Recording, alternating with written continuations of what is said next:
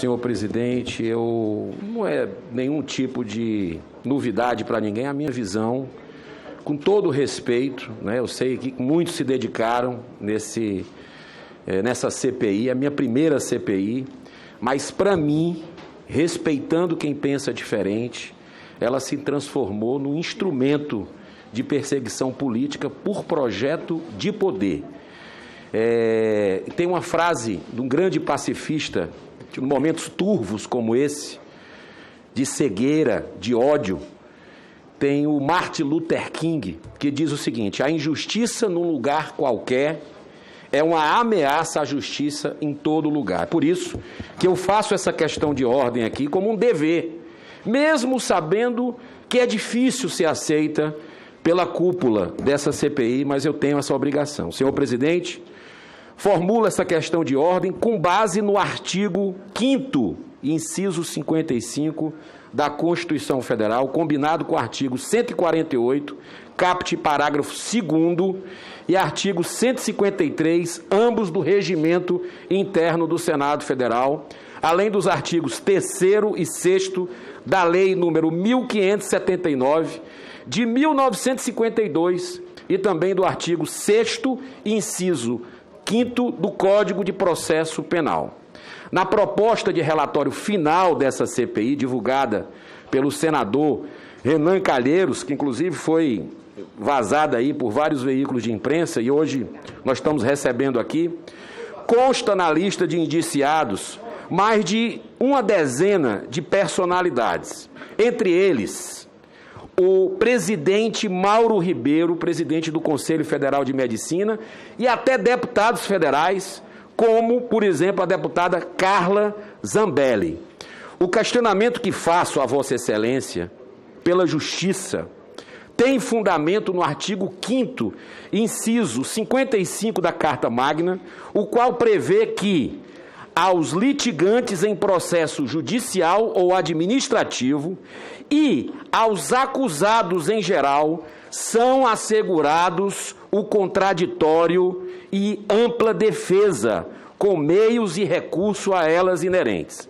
Esclareço que em nenhum momento, durante esta CPI, foi formulado qualquer convite ou convocação, e se foram, essas não foram chamadas a depor, para que esses indiciados pudessem se manifestar acerca de questionamentos dos membros dessa comissão, de modo a que seu direito constitucional à ampla defesa foi violado. Inclusive, esta comissão detém poderes para intimar quaisquer autoridades, como disposto no caput do artigo 148 do Regimento Interno do Senado Federal. Cabe ainda mencionar que, em reprodução aos artigos 3º e 6º da Lei 1579 de 1952, o artigo 148, parágrafo 2º do nosso regimento interno aqui do Senado, também prevê que os indiciados e testemunhas serão intimados de acordo com as prescrições estabelecidas na legislação processual penal, aplicando-se no que couber a mesma legislação na inquirição de testemunhas e autoridades. Além disso, no caput do artigo 153 do mesmo regimento, está disposto, nos atos processuais, aplicar-se-ão subsidiariamente as disposições do Código de Processo Penal. A seu turno, o Código de Processo Penal deixa claro, por meio do seu artigo 6º, inciso 5º, que os investigados têm, sim, o direito subjetivo de serem ouvidos pela autoridade investigadora. O artigo 6º, logo que tiver conhecimento da prática da infração penal, a autoridade policial deverá, inciso 5, ouvir o indiciado, com observância no que for aplicável do disposto no capítulo 2 do título 6 deste livro, devendo o respectivo termo ser assinado por 2 testemunhas que lhe tenham ouvido a leitura. Portanto, senhor presidente, segundo o dispositivo acima, ouvir o indiciado é ato obrigatório da autoridade durante a investigação.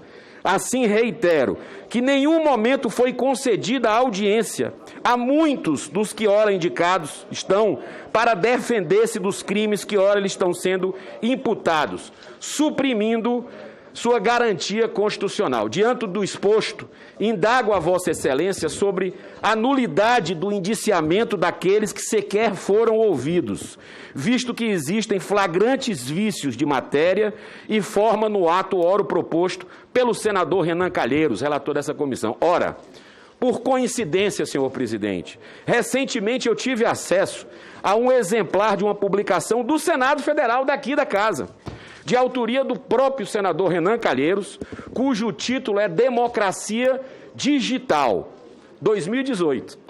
Nele há trechos que cabem ser ressaltados e que se aplicam perfeitamente a esta questão de ordem que ora apresento, bem como se chocam frontalmente a conduta do eminente relator durante a sua condução na CPI. Abro aspas, é preciso cautela com as divulgações prematuras das investigações para evitar que processos sejam instruídos pela mídia. Fecho aspas. Nesse contexto, o senador Renan cita o filósofo humanista Paul Ricoeur. Abre aspas. Ao mesmo tempo, é sempre sob pressão da mídia, perde a justiça e o espaço protegido. Priva-se ela do distanciamento dos fatos no tempo e da reserva de suas iniciativas profissionais. Continua o filósofo francês para encerrar, senhor presidente. Abro aspas.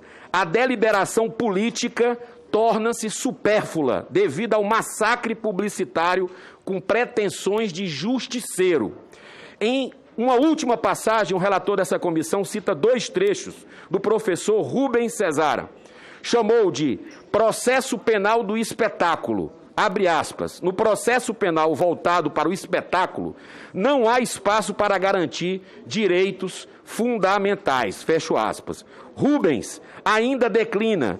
A consequência mais gritante deste fenômeno passa a ser a vulnerabilidade a que fica sujeito o vilão escolhido para o espetáculo. Daí eu pergunto a Vossa Excelência, até onde os direitos e garantias de investigados, testemunhas e advogados foram violados durante todos esses meses de trabalho em nome da pirotecnia política que caracterizou essa CPI? Fica a reflexão. Muito obrigado, senhor presidente.